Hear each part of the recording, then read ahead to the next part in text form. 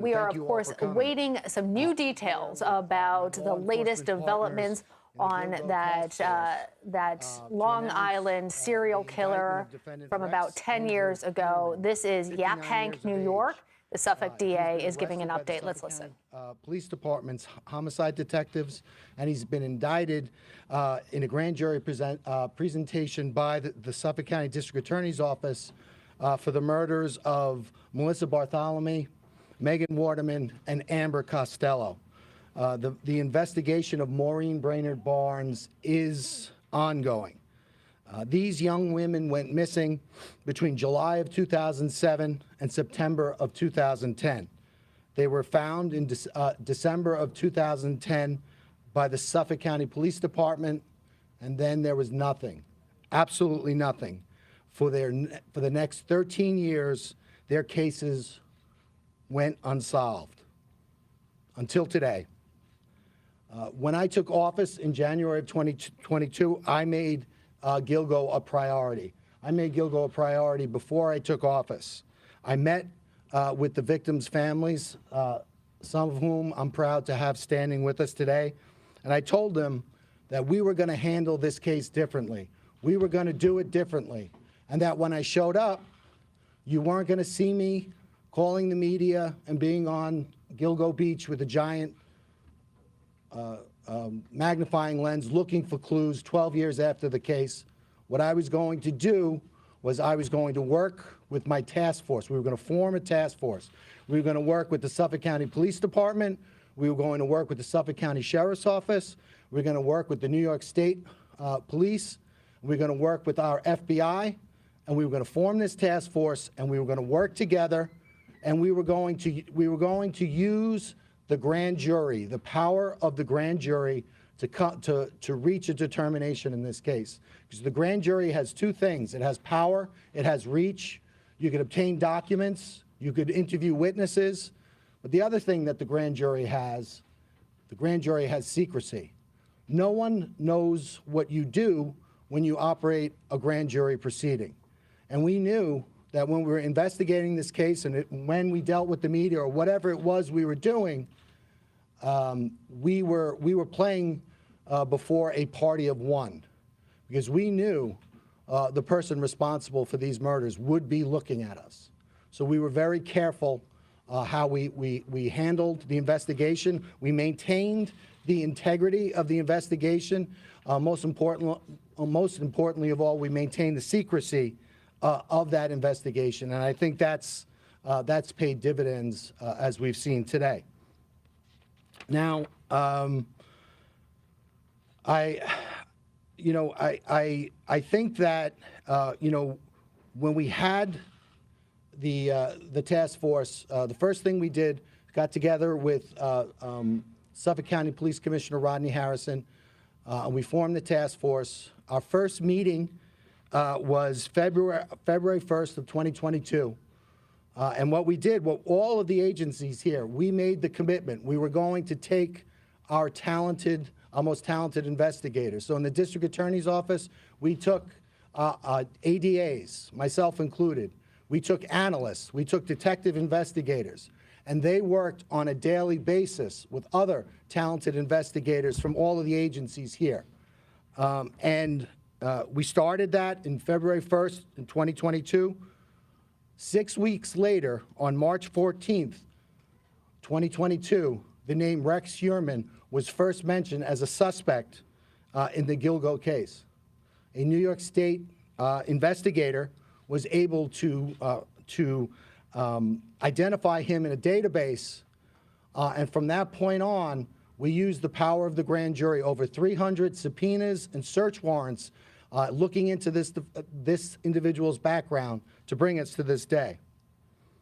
So I'm proud. I know that this case is over, but I'm proud of what we've accomplished up to this point. I know we have more to accomplish, but I'm also thankful for the partnership of the task force, because certainly without the participation of the task force, we wouldn't be standing here.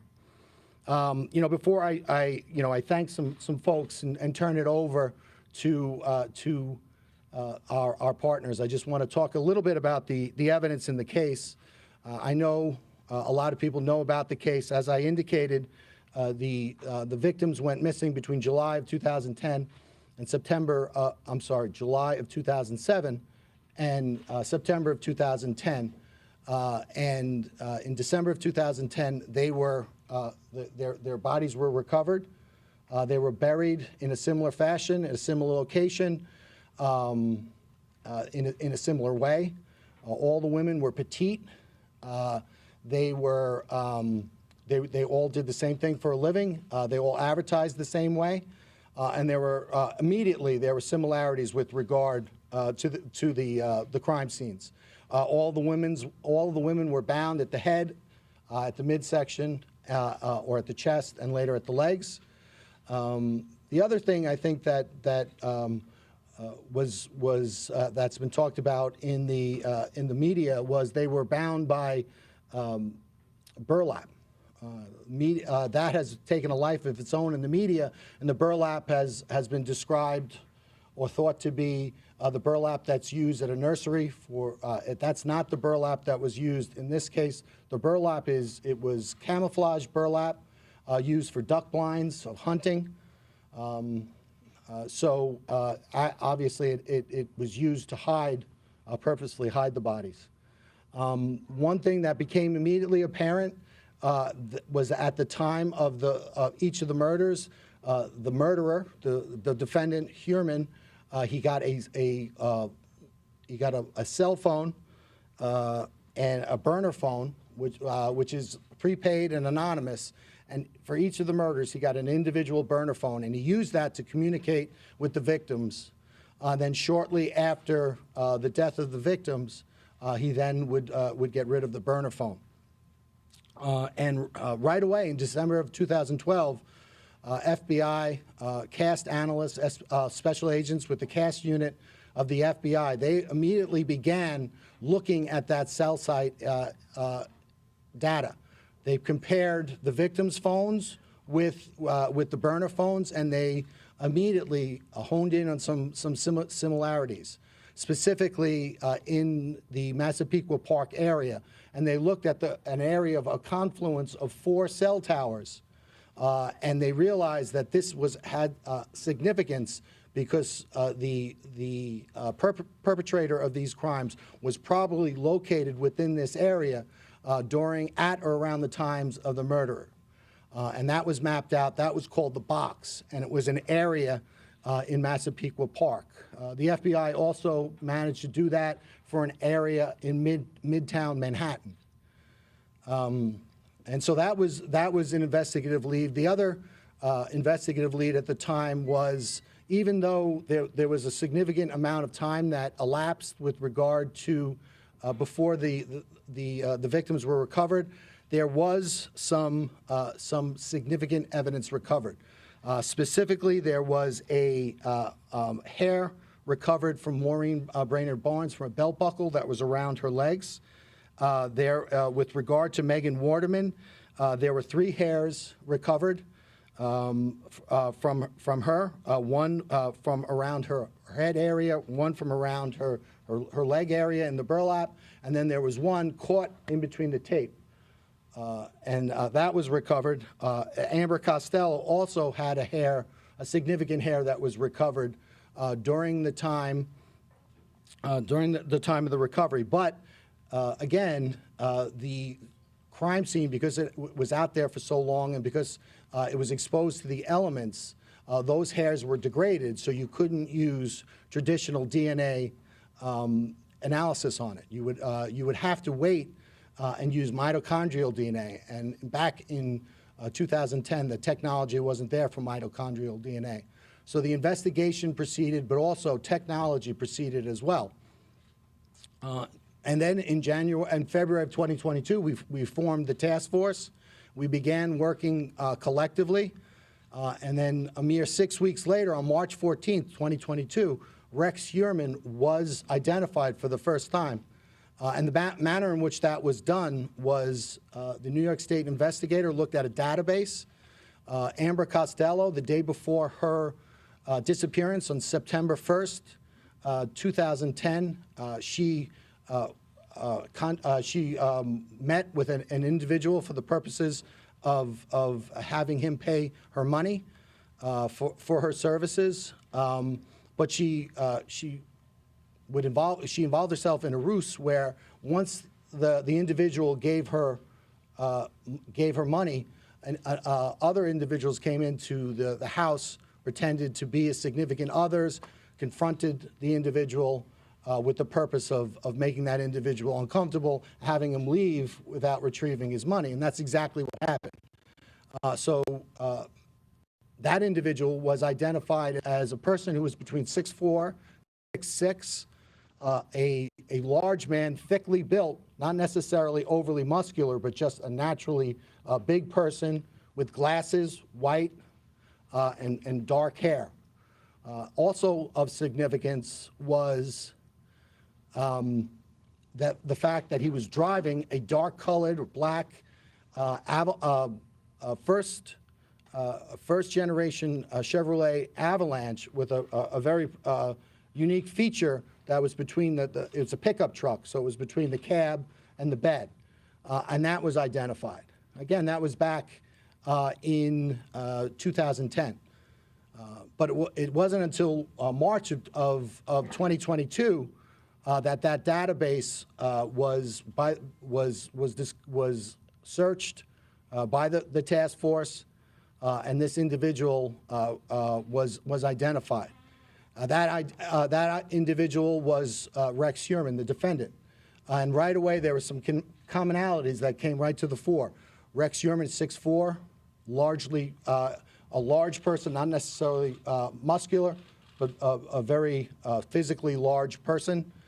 He has glasses. He has the dark hair. And also, of particular note, he owned, at the time, that first-generation Chevy Avalanche. But there was more. He lived at 105 First Avenue, which was located within that box area that the FBI first discovered in 2012. But there was more. Also, he worked at the time at an architect, he owned his own architectural firm at an address at 19 West 36th Street in Midtown Manhattan. And that was also the area of interest that was identified by the FBI in 2012. Again, that was March 14th, 2022. And from that point on, our partners and my office, we used the grand jury to continue to investigate, and we executed over 300 subpoenas, search warrants pertaining to this individual to find out more information. One of the things that we did is we followed him because we wanted to get an abandonment sample of his DNA, which we were able to do. We also got DNA samples, abandonment samples from his family. And then we went back and we got mitochondrial DNA testing. And with regard to, there's an aspect of New York State law that doesn't allow me to talk about DNA testing, specifically at press conferences.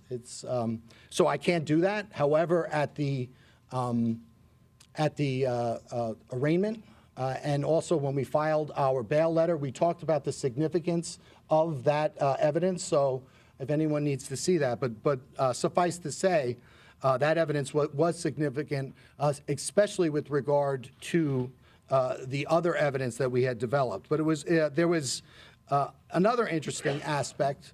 We looked at the Heuermann family travel records, and we learned that during the murders of the last three women, Bartholomew, Waterman, and Costello, that during the commission of those murders, the defendant's wife and children were out of New York State, and he was alone in the tri-state area.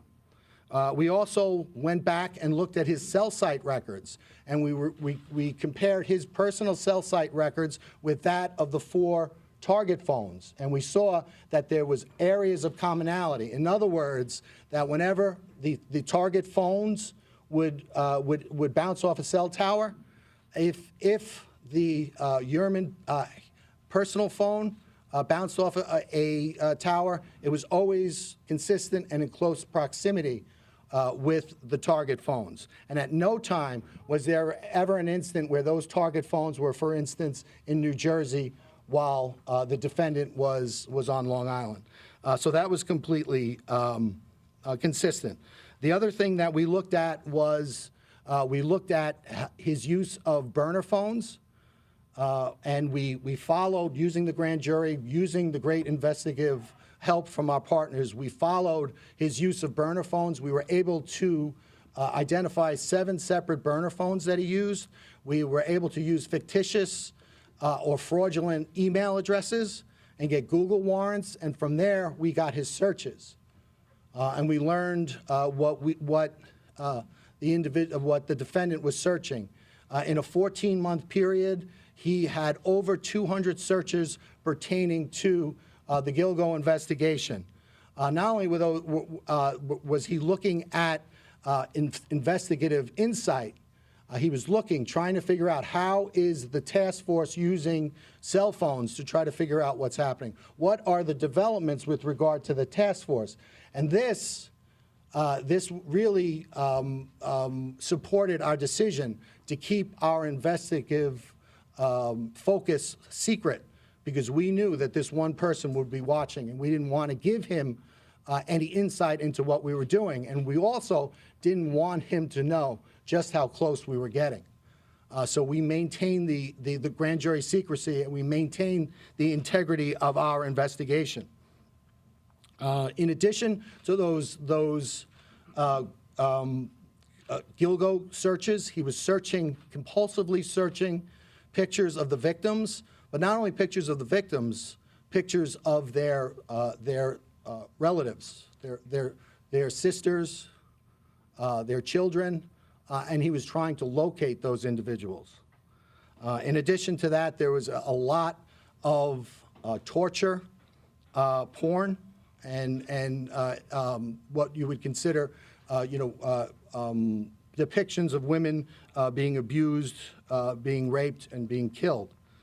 In addition to all of that, we continued to look, and we were able to determine that Chevy Avalanche that was used during the commission of the Amber Costello crime, that Chevy Avalanche was in South Carolina. And again, with the help of our partners, we were able to seize that Chevy Avalanche pursuant to a search warrant, and we're certainly going to analyze that. In addition to that, pursuant to the arrest of the defendant last night by the Suffolk County Police Department, we obtained one of his burner phones, his last burner phones. As I said, this case is not over, it's only beginning.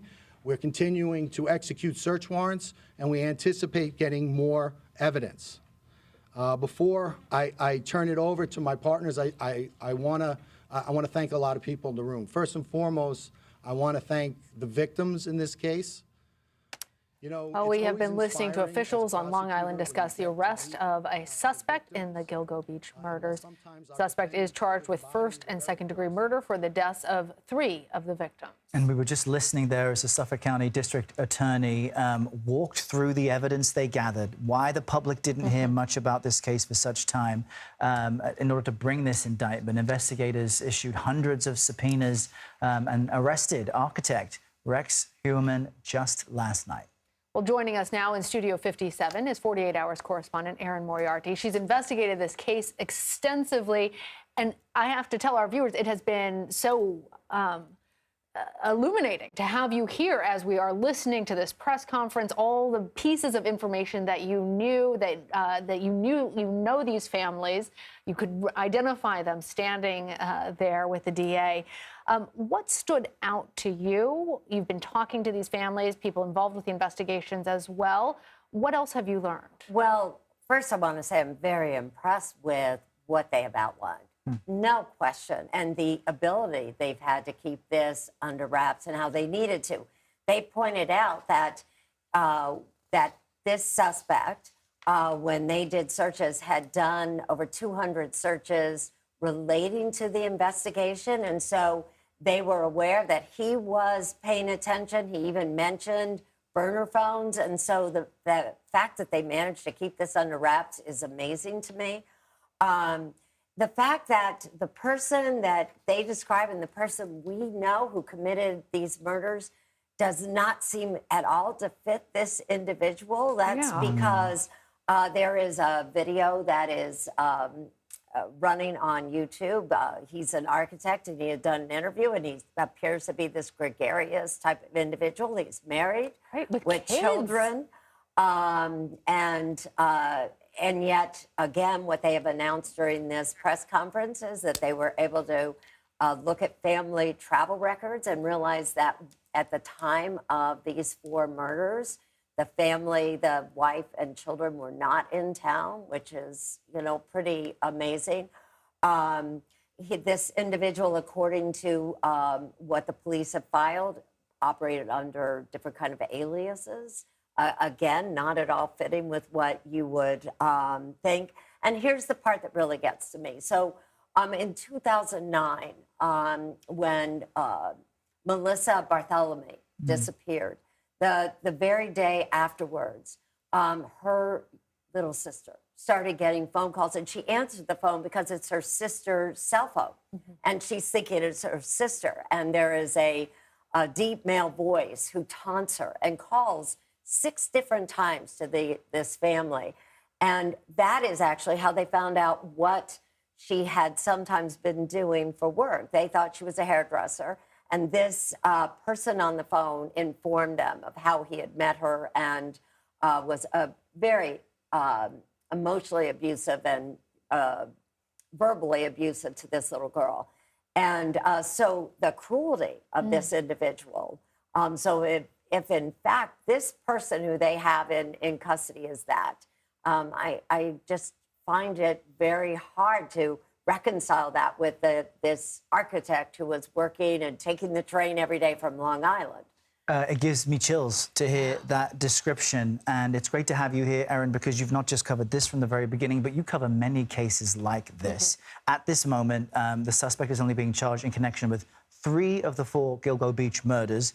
According to the FBI description, that puts him as a serial killer, 3 or more suspected killings. He's married, he has a family. He obviously had his own ego at play here. If he's still harassing relatives of victims after the fact, if he's still searching the case online, I'm wondering, you had mentioned to us as we were listening, it's actually common that these serial killers tend to be married and have kids and appear to the rest of us. Exactly. And we see a picture of him here. Just tell me more about that profile now of what appears to be a serial killer. Well, I don't know if it's always true, but certainly the ones that I've run into, if you talk about Dennis Rader, who was known as the BTK killer in Wichita, Kansas, married, had a job, working for the city.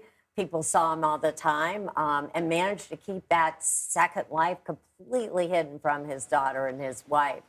What I do think we need to point out, though, so they are making it very clear that they have connected him by DNA. But from what I read, this is not nuclear DNA. This is not a full profile. You said mitochondrial DNA, so why is that different? Which is the mother's line. Right. Because what it seems like, how they connected him, is that there were hairs left on at least 3 of the victims.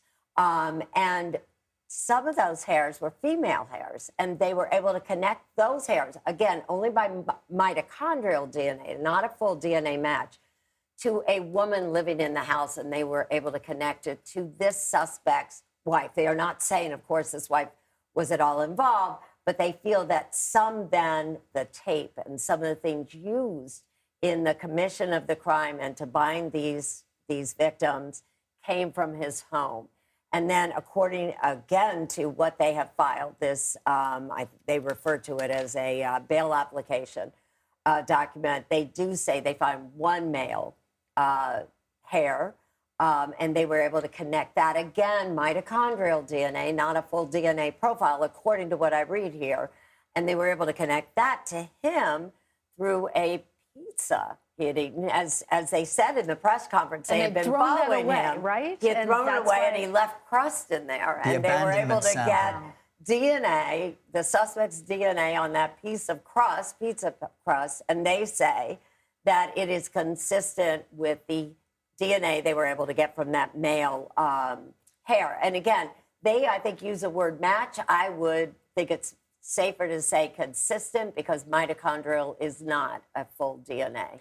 Well, Erin, from the very beginning, when we first got information about this, you told Errol and I that the Gilgo 4, as they're called, 4 of the 10 women whose remains were found. One is a child and another is a male. Just so okay. the 10 remains. Thank yes. you.